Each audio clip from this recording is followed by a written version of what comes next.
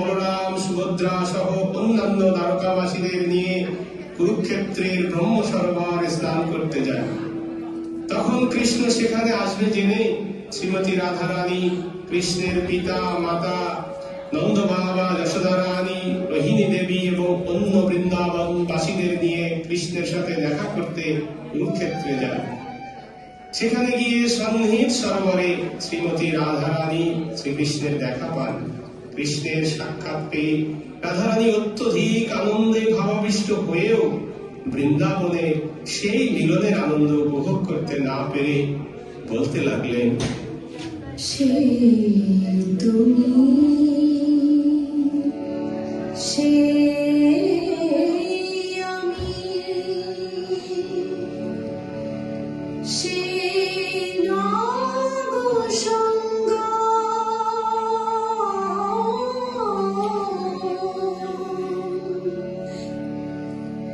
তথাপি আমার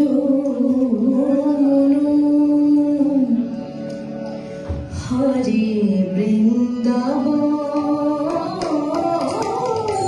হরে বৃন্দাবন, সে তুমি, সে আমি, সেই নবসঙ্গ, তথাপি আমার হরে বৃন্দাবন, হরে বৃন্দাবন, ইহলোকারণ্য হাতি ঘোড়ার ধ্বনি, ইহলোকারণ্য হাতি ঘোড়ার ধ্বনি, তাহা পুষ্পায়ন ভৃঙ্গ পিতন দাসুনি, ইহা রাজা বেশ সঙ্গে সব ক্ষত্রিয়গণ, তাহা গোপ বেশ সঙ্গে মুরলী বাদন, ব্রজে তোমার সঙ্গে সেই সুখ সাধন, সেই সুখ সমুদ্রের ইহা নাহি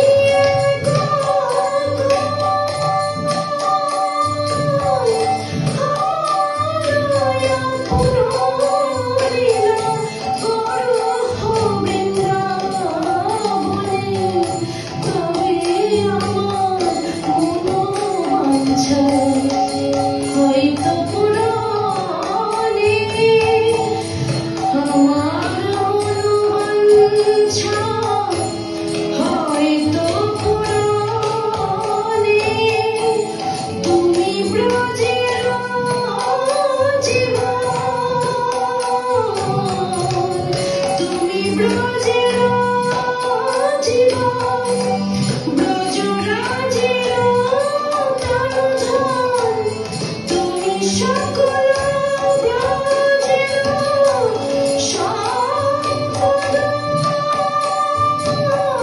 কৃপার্থ তোমার মন, আসি জিয়া ব্রজজন, ব্রজে উদয় কর নিজ পদ, ব্রজে উদয় কর নিজ পদ।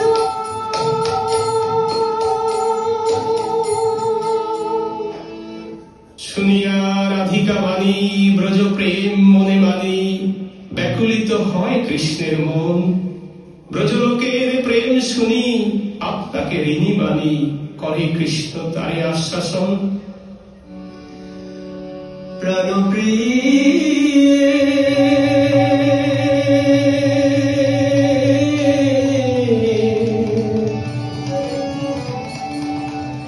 শুনো মোর এসো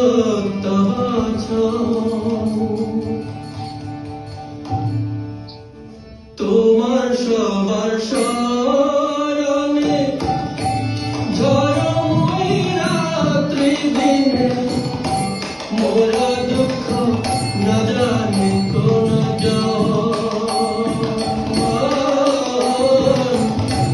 না জানে দুঃখ কোন ব্রজবাসী যত জন মাতা পিতা শাখাগণ সবই হয় মোর প্রাণ সম সবই হয় মোর প্রাণ সম তার মধ্যে গোপীগণ সাক্ষাৎ মোর জীবন তুমি মোর জীবনে জীবন তুমি মোর জীবনে জীবন তোমারও যে প্রেম করে আমায় আকর্ষণ আনিবে আমাদিন দশ বিশে পুনয় আসি বৃন্দাবনে ব্রজবুদ্ধ তোমার সঙ্গে পুনয় আসি বৃন্দাবনে ব্রজবুদ্ধ তোমার সঙ্গে বিলাসী রজনী দিবসে বিলাসী রজনী দিবসে এত তারে কহি কৃষ্ণ ব্রজে যাইতে সতৃষ্ট এক লীলা কইল বিলাস।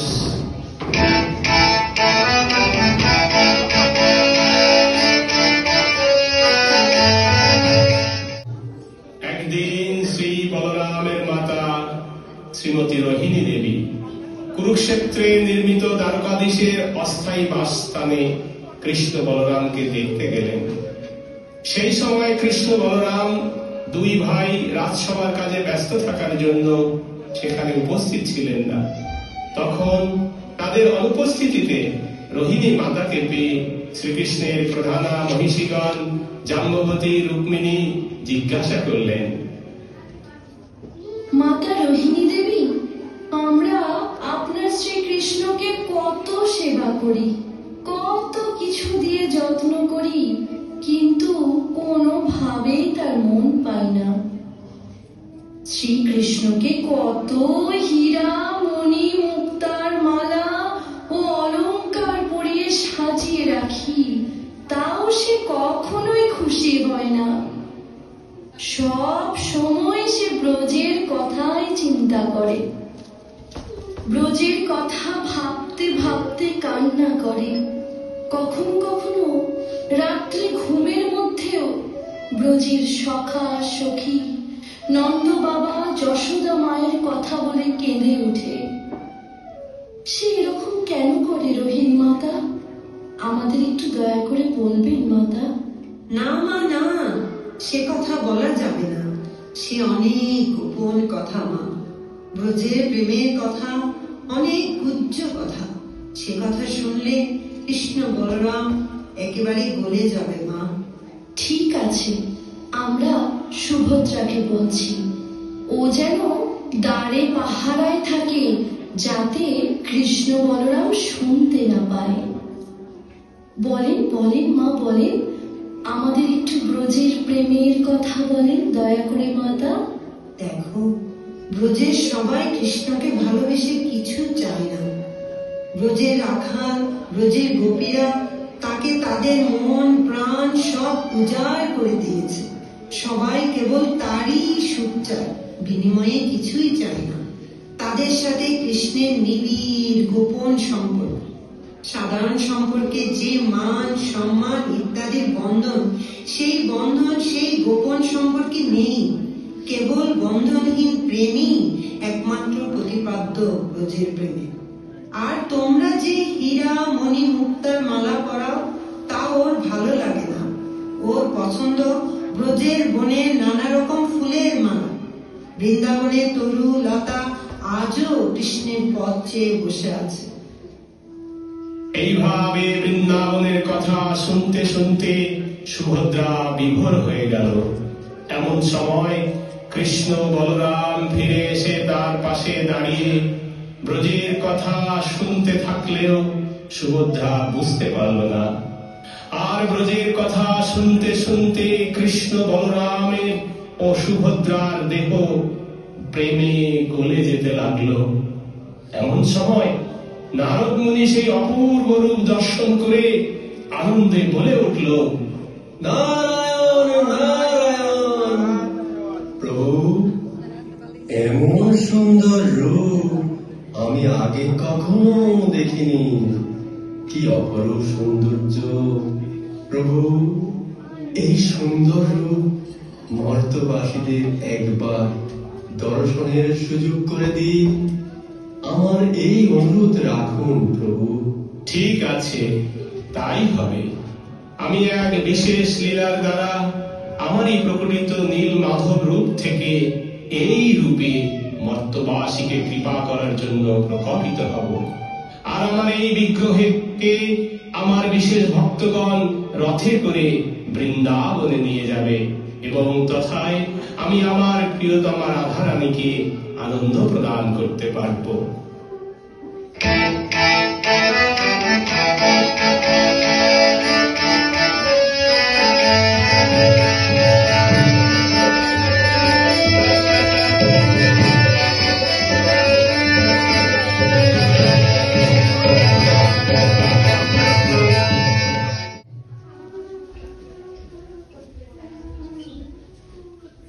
এইভাবে একই সাথে ভক্তের মনোবাঞ্ছা পূরণ করার জন্য ও রাধারানীকে দেওয়া অঙ্গীকার পূরণ করার জন্য শ্রীকৃষ্ণ ভগবান আবারও এক লীলা প্রকাশ করলেন।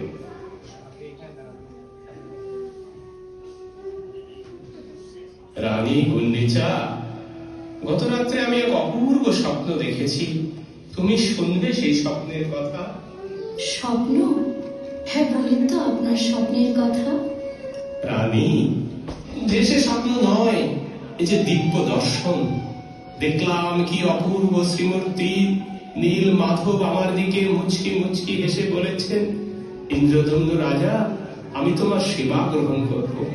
আর আমি তখন প্রণাম জানালাম, নমো ব্রহ্মণ্য দেবায় গো ব্রহ্মণ্য হিতায় চ জগদ্ধিতায় কৃষ্ণায় গোবিন্দায় নমো নমো।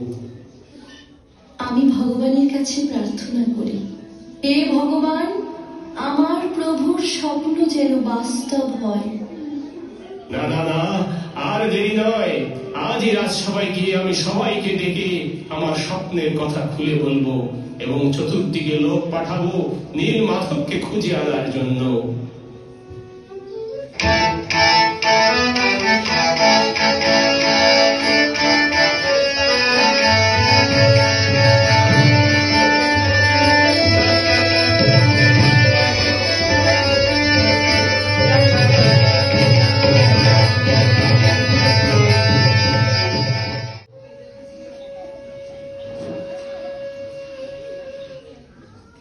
সকলে একটু ধৈর্য ধারণ করুন। কিছুক্ষণের মধ্যে মহারাজ রাজসভায় উপস্থিত হবেন। জয় মহারাজের জয় হোক। মন্ত্রীবর, গত রাত্রে এক অপূর্ব স্বপ্ন দেখে আমার মন যে ব্যাকুল হয়ে উঠেছে। দেখলাম অপূর্ব শ্রীমূর্তি নীল মাধব আমার দিকে মুচকি মুচকি হেসে বলছে, রাজা ইন্দ্রদুম্ন, আমি তোমার সেবা গ্রহণ করব।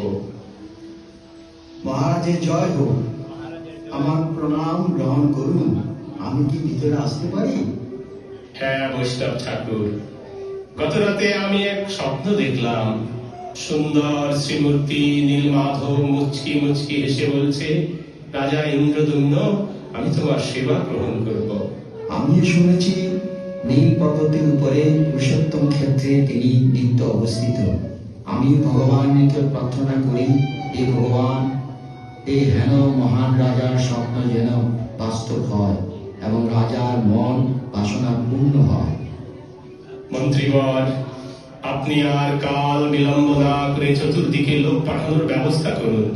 নীলমাধবকে খুঁজে আনাতেই হবে। মহারাজের ইচ্ছা পূরণ করা আমাদের এখন একমাত্র কর্তব্য। তাই আপনি যান উত্তর দিকে, আপনি যান পশ্চিম দিকে, আপনি যান পূর্ব দিকে, আর বিদ্যাপতি মহাশয় আপনি যান দক্ষিণ দিকে। দেখুন, ভালো করে দেখবেন, যিনি নীলমাধবকে খুঁজে এনে দিতে পারবেন তাকে উপযুক্ত পুরস্কারে পুরস্কৃত করা হবে।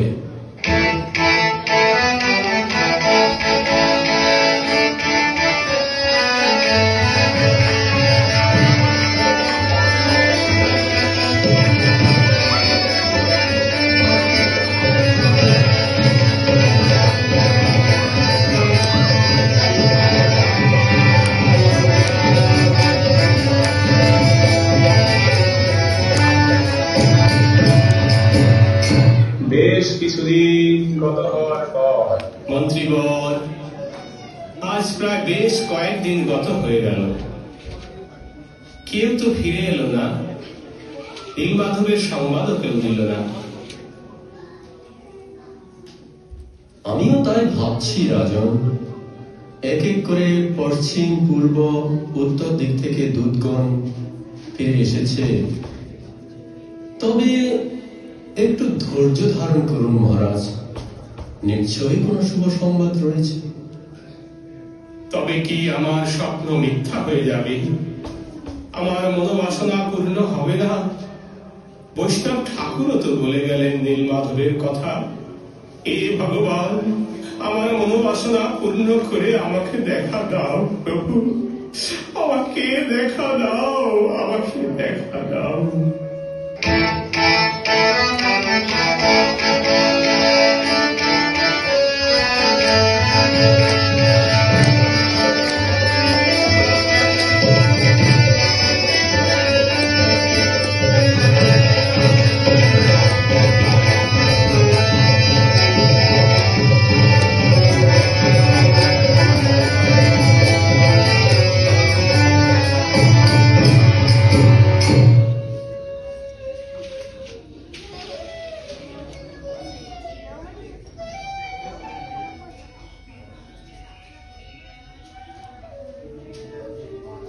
বাড়িতে কি কেউ আছেন?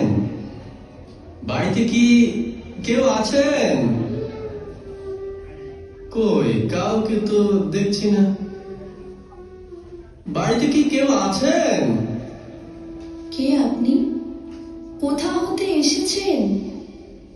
আমি খুব তৃষ্ণার্ত, আমাকে একটু জল পান করাতে পারেন? আসুন, আপনি দয়া করে একটু বসুন। শুধু জল? কিন্তু আপনাকে দেখে মনে হচ্ছে আপনি বহু দিনের ক্ষুধার্ত।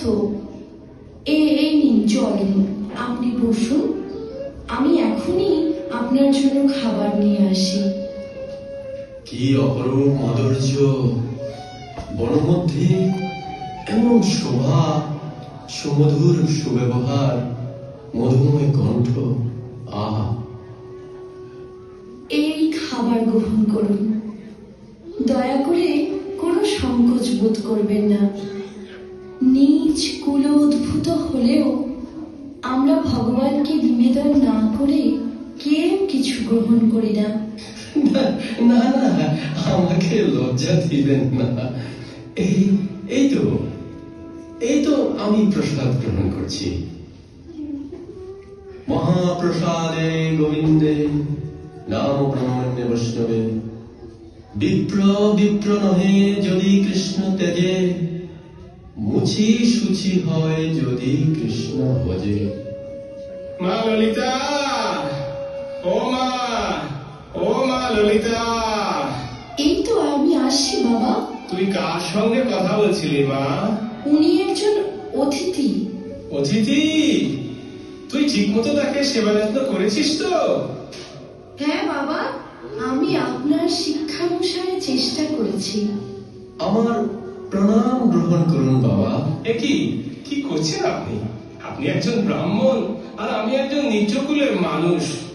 যাক, চলো বাবা, সন্ধ্যান্বিক সেরে একেবারে বিশ্রাম নিবে। চলো চলো যাই।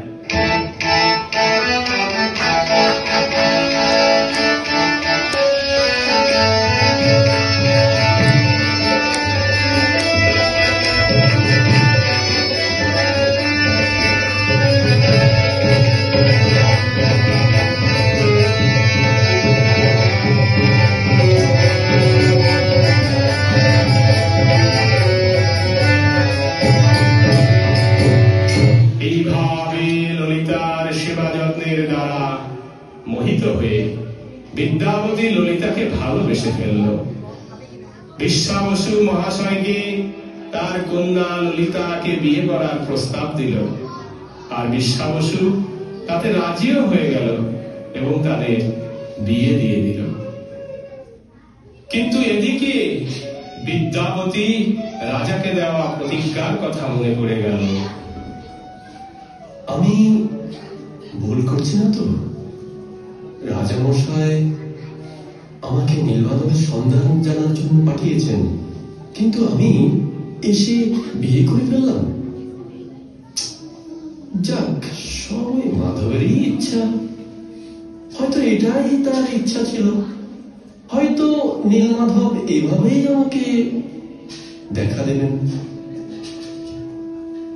বিদ্যাবতী লক্ষ্য করে বিশ্বাবসু প্রতিদিন ঘন পর্বতের শিখরে পূজা করতে যান। তাই দেখে কৌতূহল হয় বিদ্যাবতীর।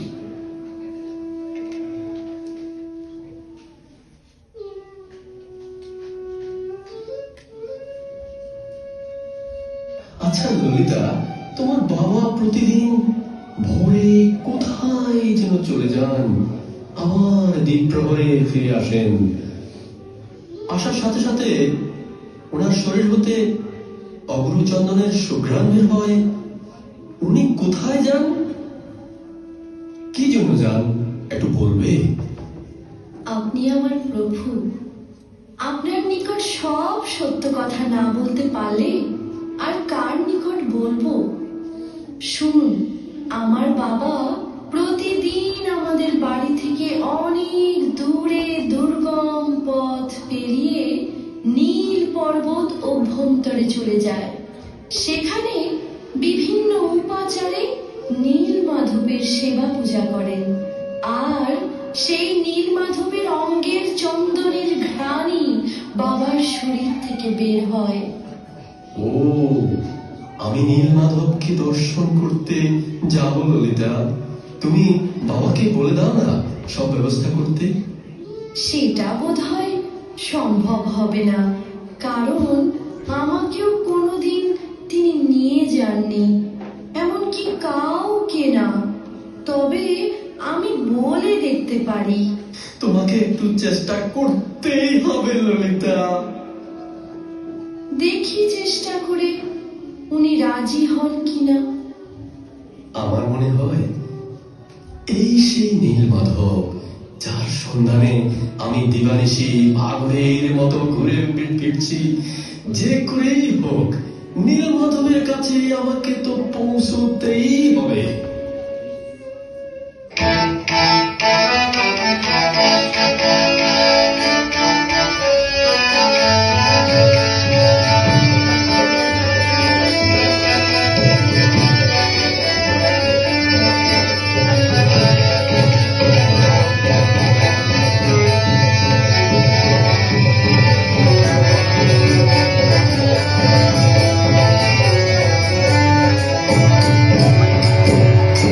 বাবা, আপনাকে একটা কথা বলতে চাই। বলো বলো মা, বলো। একটা কেন, প্রয়োজনে হাজারটা বলো। তুমি আমার একমাত্র আদরের মেয়ে, তবে কি কথা মা? আপনার আপনার জামাই নীলমাধবকে দর্শন করতে চান। নীলমাধব? না না না, তোর ওই কথা আমি রক্ষা করতে পারবো না মা। অন্য কথা বল, অন্য কোনো কথা বল। ওই কথা আমি রক্ষা করতে পারবো না, কারণ নীলমাধব আমাকে বলেছে তার কাছে যাওয়ার পথ কাউকে না জানাতে। কাউকে যদি আমি তাকে জানার পথ বলে দিই, তাহলে সে আমাকে ছেড়ে চলে যাবে। আমি বলতে পারবো না মা, আমি যে নীলমাধবকে ছাড়া এক মুহূর্তে বাঁচবো না মা, আমি বলতে পারবো না। আমিও তো সেটা জানি বাবা, কিন্তু আপনার জামাতা আজ 2 দিন যাবৎ আমার সঙ্গে ঠিকমতো কথা বলছে না এবং খাওয়া দাওয়াও ছেড়ে দিয়েছে। নীলমাধবের দর্শন ওনার চাই। তুমি বলে দাও বাবা, আমি কি করব? আমার মৃত্যু ছাড়া আর কোনো উপায় নেই। না না মা, না, তুই ও কথা বলিস না। তুই যে আমার একমাত্র মেয়ে, তোকে শিশু অবস্থায় রেখে তোর মা মারা যায়। তোর শিশু মুখের হাসি দেখে আমি সেই দুঃখ ভুলে গিয়েছিলাম। এ মাধব, এই কঠিন পরীক্ষার মধ্যে তুমি আমাকে ফেললে। তবে হ্যাঁ, বিদ্যাবতীকে যদি 7 প্রলেপ কাপড় দিয়ে চোখ বেঁধে নীলমাধবের নিকট নিয়ে যাই, আবার চোখ বেঁধে নিয়ে আসি, তাহলে হয়তো পথ চিনে আর সে সেখানে যেতে পারবে না। হ্যাঁ হ্যাঁ হ্যাঁ, তুমি তাই করো বাবা। যাই এই সংবাদটা আমি আপনার জামাতাকে দিয়ে আসি। আমি ভুল করলাম না তো নীলমাধব? যাই হোক, মাধবের যা ইচ্ছা তাই হবে। মাধবের যা ইচ্ছা তাই হবে। ললিতা বিদ্যাপতির জন্য নীলমাধব যাওয়ার ব্যবস্থা করে দিল। বিদ্যাপতি নিজের উত্তরীয় অঞ্চলে কিছু সরিষা বেঁধে নিল। ওই সরিষাগুলি সে পিছন থেকে ছাড়াতে গেল, আর ওই সরিষাই হবে বিদ্যাপতির পরবর্তী পথ প্রদর্শক।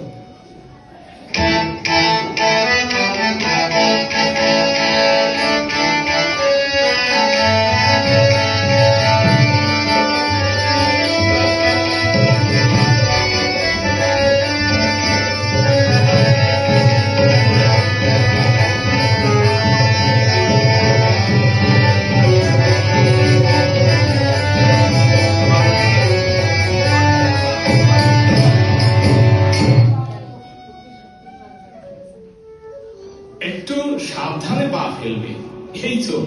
এই তো আমরা নীলমাধবের নিকটে চলে এসেছি। ওই দেখো, ওই তো নীলমাধবের শ্রী বিগ্রহ। কি অপূর্ব শ্রীমূর্তি! আমার জীবনে কখনো এমন বিগ্রহ দেখিনি। হে কৃষ্ণ করুণা সিন্ধু দীনবন্ধু জগৎপতে গোপীশ গোপিকা কান্ত রাধা কান্ত নমস্তুতে।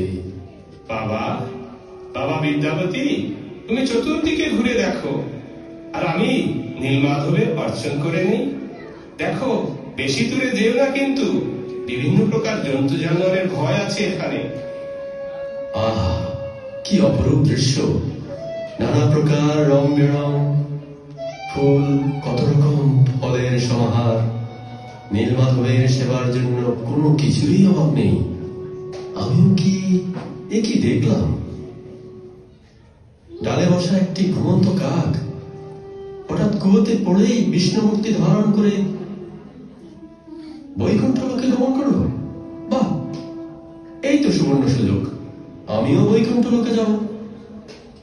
বিদ্যাপতি, তুমি নিজের স্বার্থটাকেই বড় বলে মনে করছো। তুমি ভুলে গেছো রাজা ইন্দ্রদ্যুম্নের কথা। শ্রেষ্ঠ ব্যক্তিদের আদেশ অমান্য করলে নরকগামী হতে হয় বিদ্যাপতি। হ্যাঁ, তাই তো। না, আমি যাব রাজা ইন্দ্রদ্যুম্নকে সংবাদ দিতে। আমি যাব। মাধব, তোমার মুখটা আজ কেন তো মলিন দেখাচ্ছে? বুঝেছি, তুমি এখন আর আমার সেবা গ্রহণ করতে চাও। আমি তোমাকে রাজভোগ খাওয়াতে পারি না বলে। সবই তো তোমার ইচ্ছা প্রভু, তুমি আমার এই মিনতি রেখো যেন আমি জন্ম জন্মান্তরে তোমার চরণ সেবা থেকে বঞ্চিত না হই মাধব। একই একই বাবা, আপনার চোখে জল? ও কিছু না, ও কিছু না। হ্যাঁ, চলো চলো এখন আমরা যাই। বিদ্যাপতি ললিতার নিকট হইতে বিদায় নিয়ে চলে গেলেন রাজাকে নীলমাধবের সংবাদ জানাতে।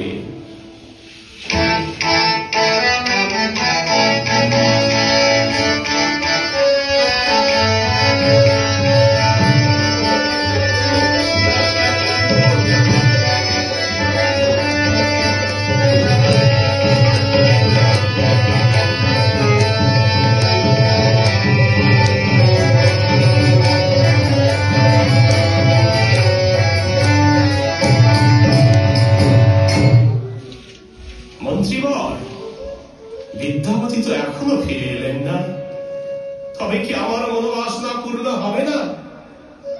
মন্ত্রী, আমি বড় পাপী, তাই ভগবান আমাকে দেখা দেবেন না।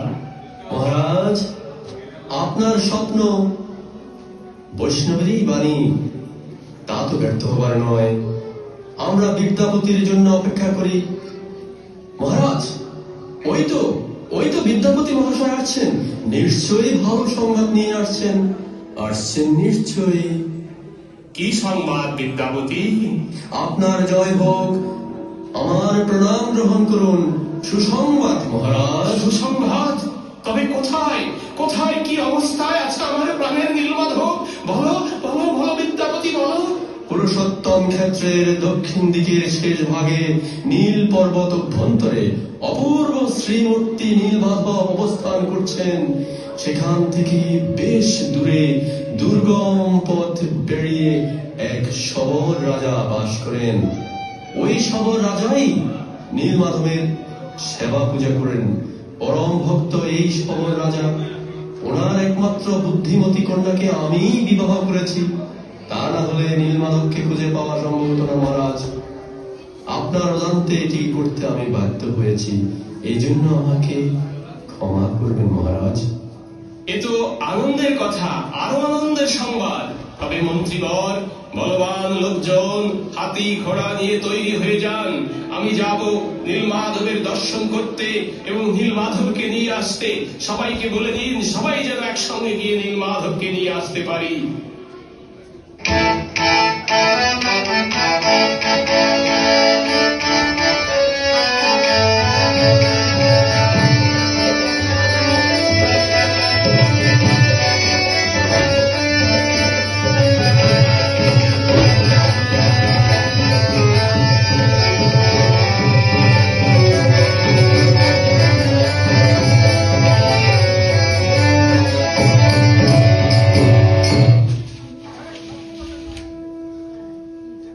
কোথায় নীলমাধব?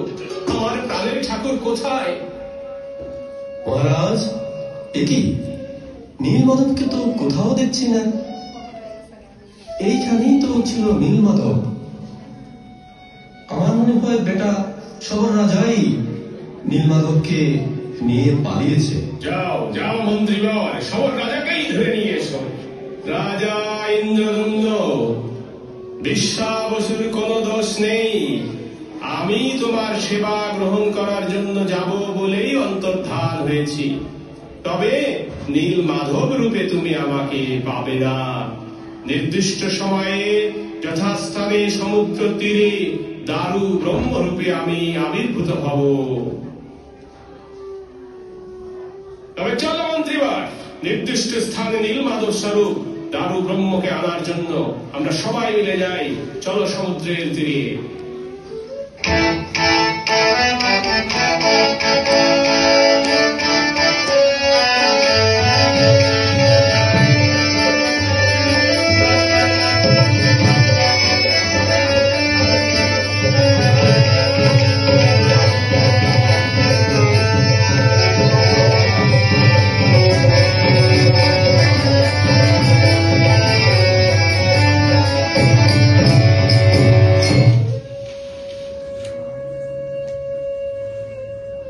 কোথায় দারু ব্রহ্ম? কোথায় দারু ব্রহ্ম? ওই তো ওই তো দারু ব্রহ্ম আসছে, সকলে জয়ধ্বনি করুন, সকলে জয়ধ্বনি করুন। দারু ব্রহ্ম কি জয়, জয় ভগবানের জয়, জয়, জয় ভগবানের জয়। ব্রহ্মের জয়।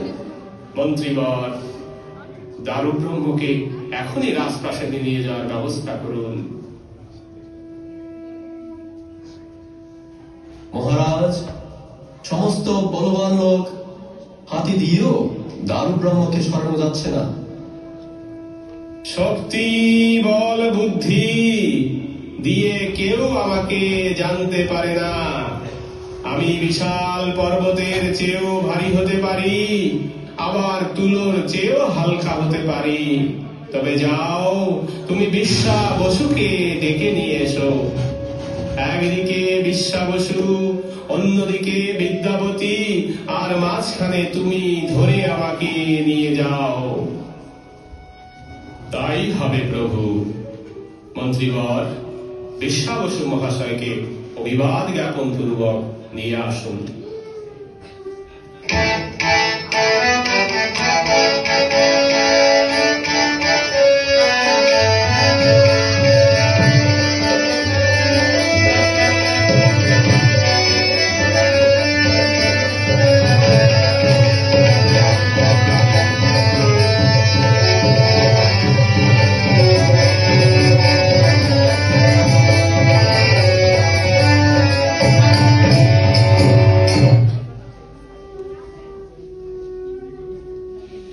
রাজা মহাশয়, আমি এতদিন নীলমাধবের সেবা করেছি। আপনার পরম সৌভাগ্য যে মাধব দারু ব্রহ্মরূপে আপনার কাছে স্বয়ং এসেছেন। আপনি দেখবেন তার সেবায় যেন কোনো ত্রুটি না হয়। আমি এখন আসি। প্রণাম মহারাজ। মন্ত্রীবর, আপনি ভালো মিস্ত্রি আনার ব্যবস্থা করুন। যে সবচেয়ে ভালো মূর্তি তৈরি করতে পারে তাকে আনার ব্যবস্থা করুন মন্ত্রীবর।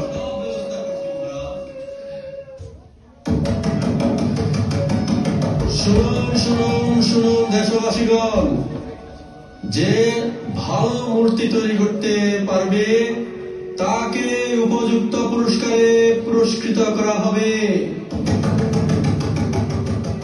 ভালো মূর্তি তৈরি করে দিতে পারেন, রাজপ্রাসাদে উপস্থিত হন।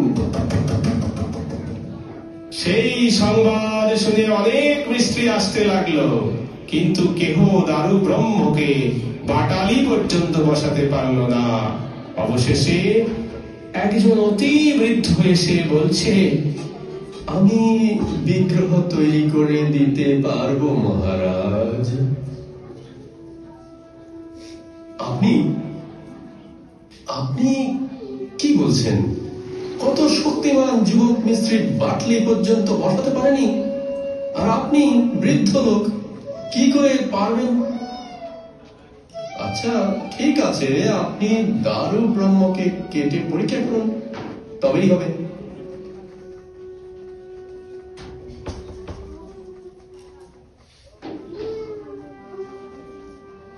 এই নিন।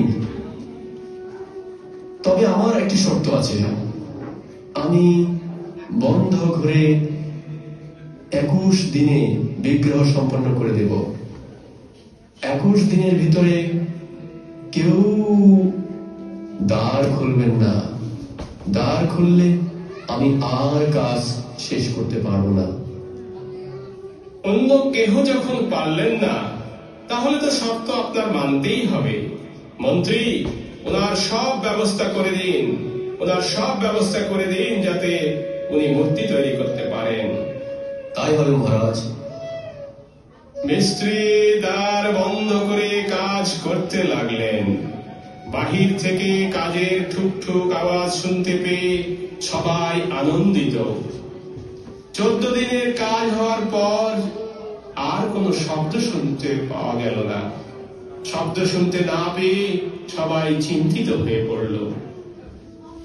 রাজামশাই, আপনি মস্ত বড় ভুল করছেন। গত 2 দিন যাবৎ কোনো কাজের শব্দ শোনা যাচ্ছে না। আমরা একবেলা না খেয়ে থাকতে পারি না, আর 14 দিন গত হয়ে গেল। বৃদ্ধ মানুষ, আমার মনে হয় দ্বার খুলে দেওয়া উচিত। না খেতে পেয়ে যদি মিস্ত্রি মৃত্যুবরণ করেন, তাহলে তা আমাদেরকে যে নরহত্যার পাপের ফল ভোগ করতে হবে। কিন্তু রানী, বৃদ্ধ মিস্ত্রি তার শর্তে বলেছিলেন 21 দিনের মধ্যে কেউ যেন কোনো ক্রমেই তার দ্বার না খোলে। তবে চিন্তার বিষয় হলো, এখন তো কোনো শব্দ শোনা যাচ্ছে না। সত্যি সত্যি যদি ওনার কিছু হয়ে যায়? না, আমার মনে হয় ভুল হচ্ছে। উনি উনি বৃদ্ধ মানুষ। আর একবার আপনি ভেবে দেখুন। ঠিক আছে, তাহলে দ্বার খুলেই দেখি।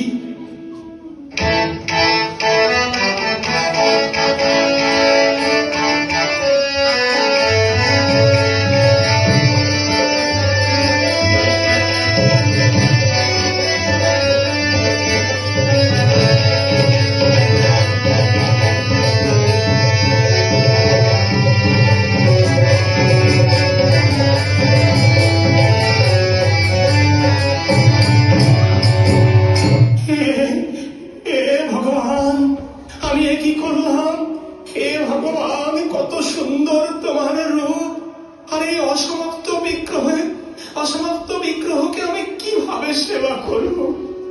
রানীর কথায় দ্বার খুলে দিলাম, কিন্তু কিন্তু বৃদ্ধ মিস্ত্রি কোথায়? আমি কিভাবে এই পাপের প্রায়শ্চিত্ত করি? বরং এই দ্বার রুদ্ধ অবস্থায় আমি প্রাণ ত্যাগ করে দিই।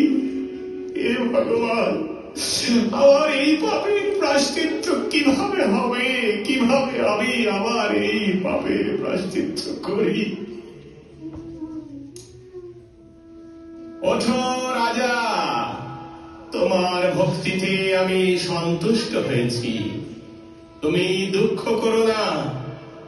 আমি এই রূপেই পুরুষোত্তম ক্ষেত্রে জগন্নাথ, বলদেব, সুভদ্রা বিগ্রহ রূপে জগতের নাথ হয়ে প্রকাশিত হব।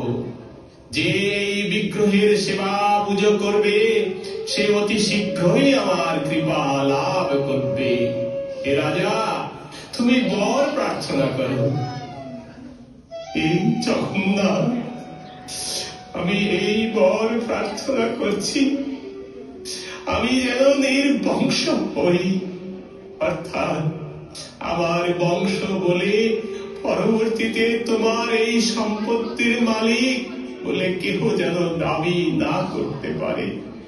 হে জগন্নাথ, তোমার যেমন বড় বড় মুখ, তেমনি আমিও তোমাকে যেন দিনে 56 প্রকার ভোগ নিবেদন করতে পারি।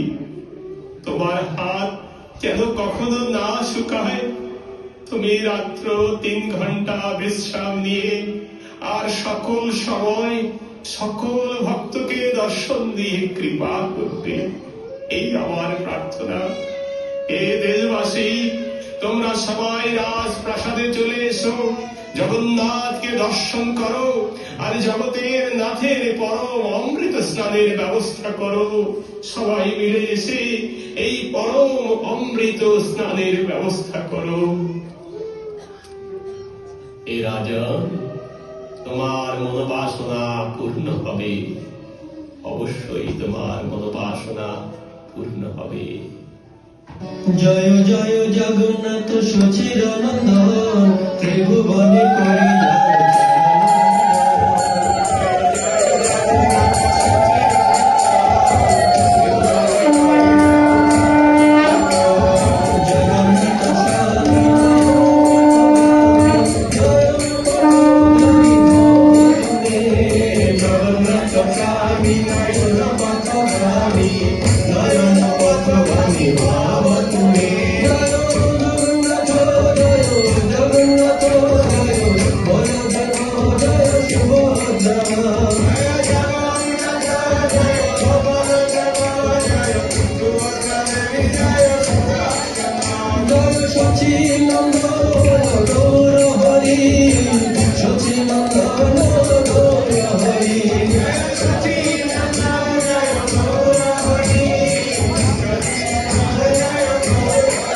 নিত্য